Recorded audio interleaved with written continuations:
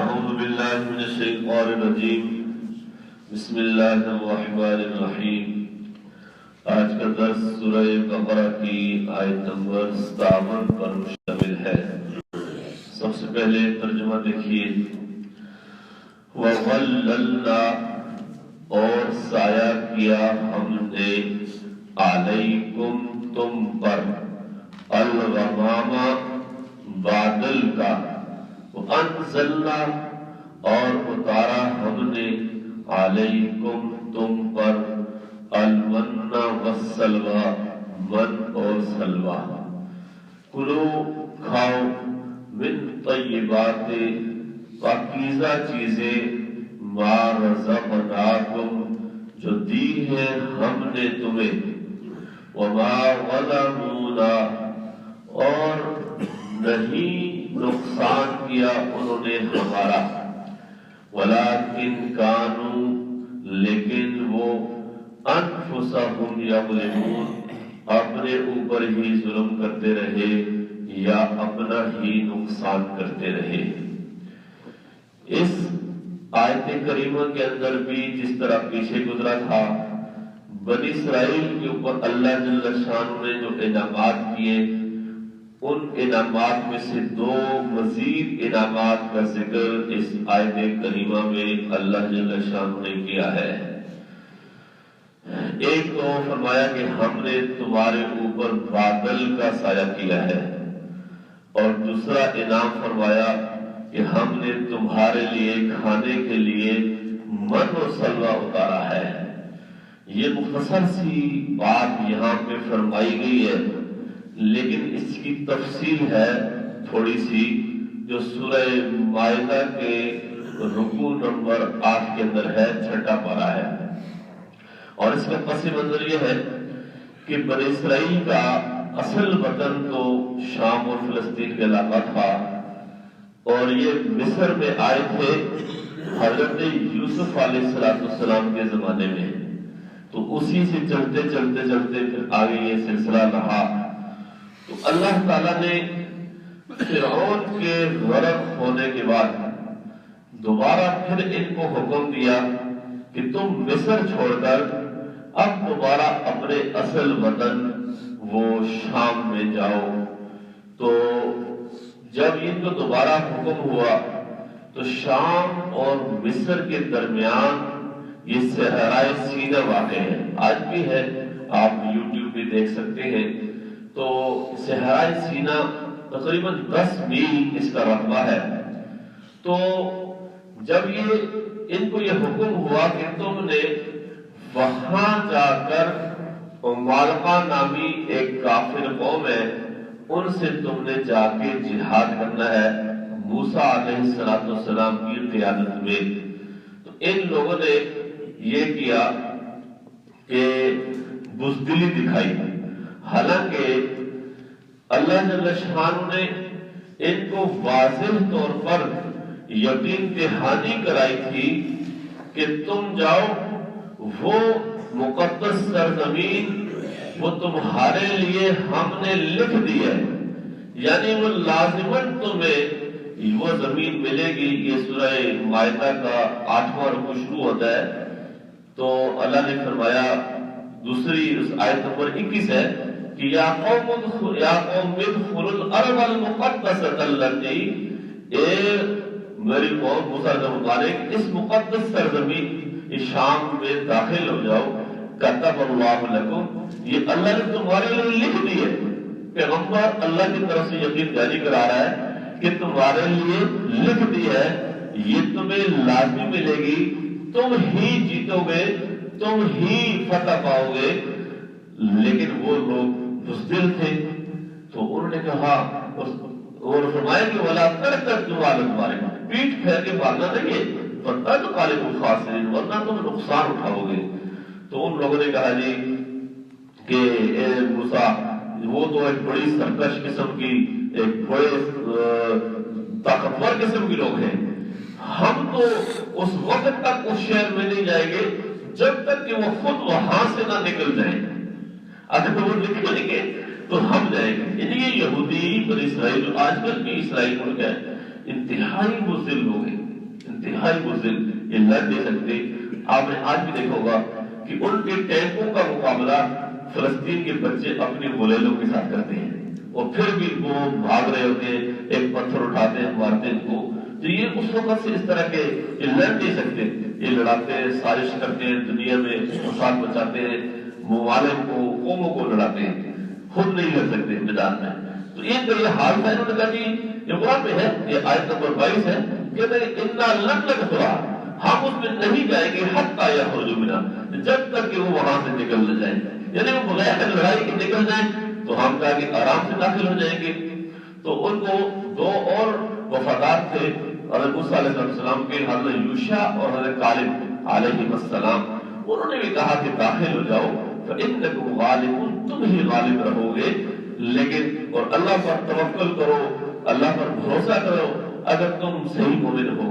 لیکن انہوں نے کہا کہ اے موسیٰ انا لن ندخلھا ابدا ما داموا فیھا، جب تک یہ اس میں ہے ہم تو نہیں اس شہر میں جائیں گے۔ یہ انہوں نے ضد لگا لی، کڑی کر لی۔ اور اگلی جو بات ہے وہ بہت ہی عجیب ہے، موسیٰ علیہ السلام کو کہنے لگے فاذهب انت وربك فقاتلا، تم اور تمہارا رب جاؤ لڑو، انا ہاہنا قاعدون، ہم تو یہاں بیٹھے ہیں۔ تو یہ بنی اسرائیل یہودی موسیٰ علیہ السلام کہتے ہیں کہ تمہارا رب اور تم جا کے لڑو، ہم تو یہاں بیٹھے ہوئے، ہم تو نہیں لڑیں گے۔ جب انہوں نے یہ والی بات کی اور بزدلی دکھائی تو قال رب، اللہ نے فرمایا، انہوں نے موسیٰ علیہ السلام نے فرمایا کہ انی لا املک الا نفسی واخی، یہ اللہ میں تو صرف اپنی جان کا مالک ہوں اور اپنی بھائی ہارون کی جان کی ضمانت دے سکتا ہوں، تو یہ لوگ ماننے والے نہیں۔ فافرق بیننا وبین القوم الفاسقین، ہمیں اور ان نافرمان فاسق لوگوں کو یا اللہ تو الگ کر دے۔ اللہ نے پھر وہاں پہ آیت نمبر 26 ہے سورہ مائدہ کی، اللہ نے فرمایا فإنها محرمة علیہم 40 سنہ، فرمایا اب یہ جو شام کا علاقہ ہم نے ان کو دینے کی یقین دہانی کرائی تھی، اب 40 سال تک فرمایا کہ ان کے لیے حرام کر دیا ہے، 40 سال تک اس میں داخل نہیں ہو سکتے۔ تو جب یہ صحرائے سینا میں گئے نا، یہ صحرائے سینا میں تو جیسے قرآن کریم میں طور سینین کہتا ہے، صحرائے سینا میں جو 10 میل کا علاقہ تھا اس میں گئے، اور یہ تھے لاکھوں میں، تو یہ یتیہون فی الارض، وہاں پہ حیران سرگردان 40 سال اس 10 میل کے راستے میں گزارے انہوں نے، وہاں ہی پھرتے رہے، چلتے تھے، صبح سے لے کر شام تک چلتے تھے، اور یہ سمجھتے تھے کہ بس ابھی ختم ہو جائے گا۔ اگلے دن جب اٹھتے تھے تو دوبارہ اسی جگہ ہوتے تھے، وہ جیسے یاجوج ماجوج کے ساتھ معاملہ ہے نا، یہی معاملہ اللہ جل شانہ نے ان کے ساتھ کیا، 40 سال تک ان کو سزا دی۔ تو یہاں پہ جو فرمایا، تو یہ پھر جب یہ اس میدان میں تھے، اس میدان میں کوئی درخت نہیں تھا، کوئی عمارت نہیں تھی سائے کے لیے، کھانے پینے کا جو ظاہری سامان ہے وہ نہیں تھا۔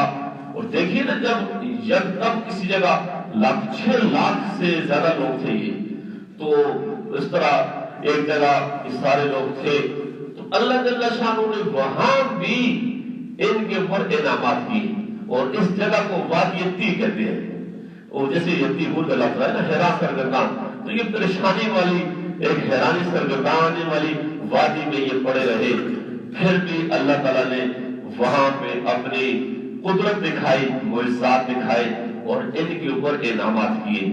اب کوئی بلڈنگ نہیں ہے، کوئی درخت نہیں ہے، دھوپ تو ہے، گرمی ہے، تو اللہ تعالیٰ نے ان کے لیے وَلَّلْنَا عَلَيْكُمُ الْغَمَامَ، کہ ہم نے تمہارے اوپر بادل کا سایہ کیا۔ تو اللہ تعالیٰ نے بادل لایا، اور بادل نے ان کو دھوپ سے بچانے کے لیے، گرمی سے بچانے کے لیے ان کو سایہ فراہم کیا۔ کتنا بڑا انعام تھا۔ اور پھر اب ظاہر سی بات ہے، انسان ہے، کپڑے شپڑے بھی انسان کی ضرورت ہے، لباس انسان کی ضرورت ہے، تو اللہ تعالیٰ نے اس کی یہ صورت نکالی کہ جس طرح یہ لوگ بڑے ہوتے تھے، 40 سال کا بہت بڑا عرصہ ہوتا ہے، تو جس طرح یہ لوگ بڑے ہوتے تھے نا، کوئی بچہ تھا وہ بڑھ رہا ہے، تو ساتھ ان کے کپڑے بھی بڑھتے جاتے تھے۔ سبحان اللہ، جو آدمی بڑا ہوتا ہے تو اس کو نئے کپڑے تو باندھتے نہیں، کچھ تھا ہی نہیں، تو ان کے کپڑے بھی بڑے ہوتے تھے. اور پھر یہ کھانے پینے کے لیے بھی اللہ جل شانہ نے ان کے لیے بندوبست کیا. انزلنا علیکم المن والسلوى، ان کو من و سلوہ اتارا. من و سلوہ یہ کس کو کہتے ہیں؟ تو من یہ اس کا ترجمہ عام طور پہ ہماری اردو تفسیر میں ترنجبی کے نام سے کوئی میٹھی چیز تھی، وہ اللہ جل شانہ نے اتاری. شام کے وقت جیسے شبنم اوس پڑتی ہے تو اس طرح کی کوئی چیز آسمانوں سے اترتی تھی، وہ جم جاتی تھی تو یہ لوگ اس کو اپنے پاس جمع کر لیتے تھے، کھاتے تھے. اور سلوہ یہ بٹیر کے مشابہ کوئی پرندہ ہے. تو شام کا جب وقت ہوتا، اندھیرا چھانے کے قریب ہوتا، تو اس وقت وہ پرندوں کے جھنڈ غول کے غول کثیر تعداد میں پرندے کے پاس آتے تھے. یہ ان کو پکڑتے تھے، ذبح کر کے کباب بناتے تھے، بھونتے تھے، کھاتے تھے. تو اس طرح کی اس میدان کے اندر بھی اللہ جل شانہ نے ان کی ساری ضرورتوں کا خیال کیا. پھر پانی پینے کے لیے نہیں تھا تو موسیٰ علیہ السلام نے فرمایا کہ ایک پتھر پر لاٹھی مارو، اور انہوں نے لاٹھی ماری، اس سے چشمے ٹوٹ پڑے. تو یہ سب چیزیں اللہ جل شانہ نے. اور کپڑے وہ پھٹتے نہیں تھے، وہ میلے نہیں ہوتے تھے، ان کے ساتھ ساتھ پڑتے تھے. سب ضروریات جو انسان کی بنیادی ضرورت ہے، خوراک ہے، لباس ہے، اسے سایہ چاہیے، چھت چاہیے، کھانے پینے چاہیے، سب اللہ جل شانہ نے ان کو دیا. اور ساتھ فرمایا کلوا من طیبات ما رزقناکم، جو پاکیزہ چیزیں ہم نے تمہیں دی ہیں ان میں سے کھاؤ. لیکن فرمایا تھا کہ اس کو جمع کر کے نہیں رکھنا ہے، ذخیرہ تو نہیں کرنا، تازہ تازہ روزانہ تمہارے لیے آئے گا. یہ پھر بھی ایسے سرکش لوگ تھے، پھر بھی جمع کر کے رکھتے تھے. لیکن کتنی بڑی بات ہے جب ایک انسان کو وافر چیز دی جائے اور یہ کہا کہ اس کو جمع نہیں کرنا، پھر تمہیں پھر ملے گا، روزانہ ملتا ہے، پھر بھی وہ جمع کر کے اپنے پاس رکھتے تھے. اللہ تعالیٰ کی بات کو نہیں مانا تو جب ظاہر سی بات ہے رکھتے تھے تو پھر وہاں پہ اور انتظامات تو تھے نہیں اسٹور کرنے کے، وہ گوشت پہ سڑنا شروع ہو گیا. اسی بات کو انہوں نے فرمایا کہ وَلَمْ جو کچھ بھی انہوں نے کیا ہے ہماری نافرمانی کی، ہماری بات نہیں مانی تو انہوں نے ہمارا کچھ نہیں بگاڑا. وَلَكِنْ كَانُوا أَنفُسَهُمْ يَظْلِمُونَ، یہ اپنا ہی نقصان کرتے رہے، اپنا ہی سب کچھ انہوں نے گنوایا. وہی بات یہ ہے کہ اللہ تعالیٰ کے احکامات، انعامات کو انسان جب مانتا ہے تو اللہ تعالیٰ پھر اور بھی اور شکر گزاری کرتا ہے تو انعامات اور کرتا ہے. اس لیے قرآن کریم میں سورہ ابراہیم میں فرمایا کہ لَئِن شَكَرْتُمْ لَأَزِيدَنَّكُمْ، اگر تم میرا شکر کرو گے، میری نعمتیں کھاؤ اور ساتھ ساتھ میری نافرمانی اپنے عمل سے بھی نہ کرو اور اپنی زبان سے بھی ناشکری کے کلمات نہ کہو تو لَأَزِيدَنَّكُمْ، میں تمہاری اپنی نعمتوں میں اضافہ کروں گا اور دوں گا. وَلَئِن كَفَرْتُمْ، لیکن اگر تم ناشکری کرو گے اِنَّ عَذَابِي لَشَدِيدٌ، تو پھر میری پکڑ بڑی سخت ہے. تو انہوں نے بھی نہیں مانا تو پھر اللہ تعالیٰ نے ان کو جو ذلت اور رسوائی میں ان کو مبتلا کیا وہ آگے آ رہا ہے، مختلف کاروں کے اندر آئے گا. تو میرے بھائیوں ہمارے اندر اوپر بھی اللہ نے انعامات بہت کیے، طرح طرح کے انعامات. اس وقت مہنگائی کے زمانے میں آپ دیکھیں نا حالات کیا بن گئے ہیں، پھر بھی اللہ تعالیٰ نظام چلا رہا ہے، سب کچھ دے رہا ہے. تو اللہ تعالیٰ کے انعامات اور احسان کو ہمیشہ یاد رکھنا چاہیے اور اس کی نافرمانی نہیں کرنی چاہیے. اللہ جل شانہ ہمیں سمجھ کر عمل کرنے کی توفیق نصیب فرمائے. وآخر دعوانا الحمدللہ رب العالمین.